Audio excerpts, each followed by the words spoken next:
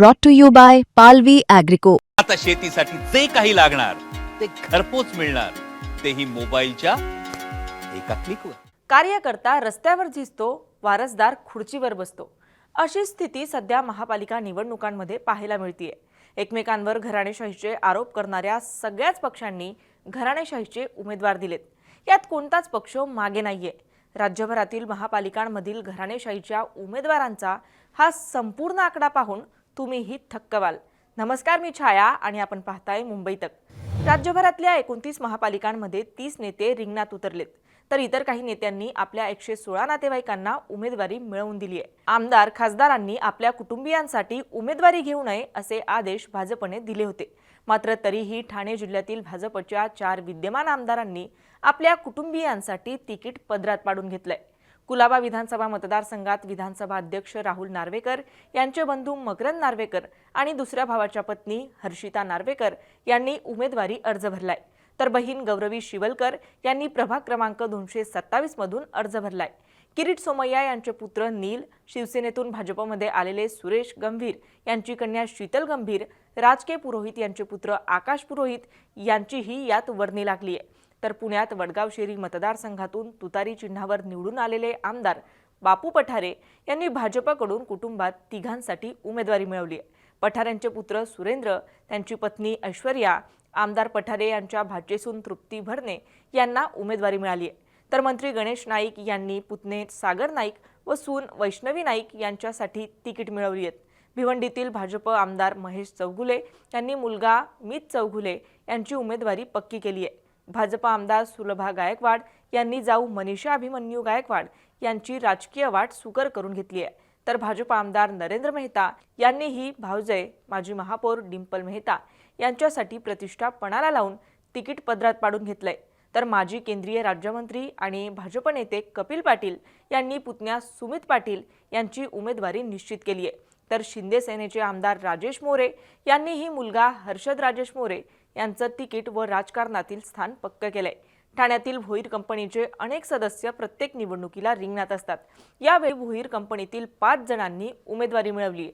देवराम भोईर स्वतः, मुलगा संजय भोईर, पत्नी उषा भोईर, भावजय सपना भोईर यांनी शिवसेनेकडून शिंदे सेनेकडून उमेदवारी मिळवली आहे. तर जोगेश्वरीतील प्रभाग क्रमांक 73 मध्ये खासदार रवींद्र वायकर यांची कन्या दीप्ती वायकर, माजी आमदार सदा सरवणकर यांचा मुलगा आणि मुलगी या दोघांनाही उमेदवारी दिली आहे.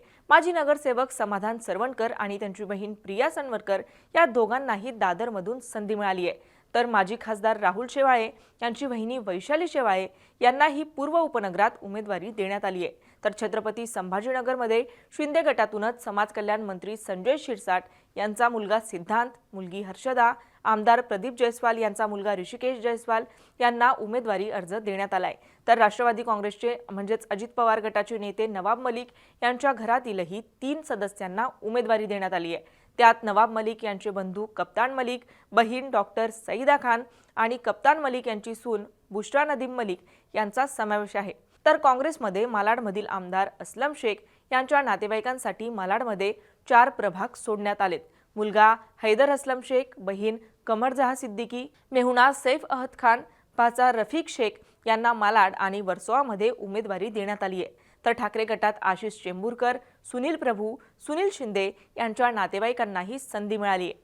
छत्रपती संभाजीनगरमध्ये माजी आमदार अंबादास दानवे यांचे बंधू राजेंद्र तसेच माजी खासदार चंद्रकांत खैरे यांचा पुतण्या सचिन हा देखील रिंगणात आहे.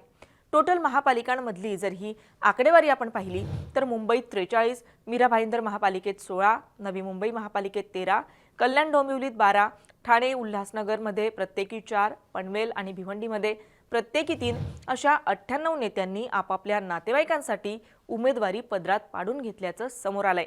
एकंदरीत बहुसदस्यीय प्रभाग पद्धतीत भाजप, शिंदेसेना, उद्धव सेना, राष्ट्रवादी काँग्रेस अशा सर्वच पक्षातील माजी नगरसेवक, आमदार, खासदार, वरिष्ठ नेत्यांची मुलं, भाऊ, बहीण, पत्नी, सून अशा नातेवाईकांना उमेदवारी देण्यात आली आहे.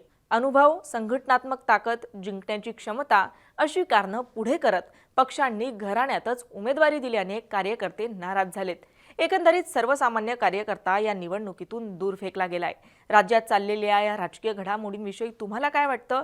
या घराणेशाहीविषयी तुमची मतं काय आहेत? आम्हाला कमेंट करून नक्की कळवा. आणि मुंबई तकला जर आपण नवीन असाल तर मुंबई तक चॅनलला सबस्क्राईब करायला विसरू नका. हा व्हिडिओ पाहिल्याबद्दल धन्यवाद.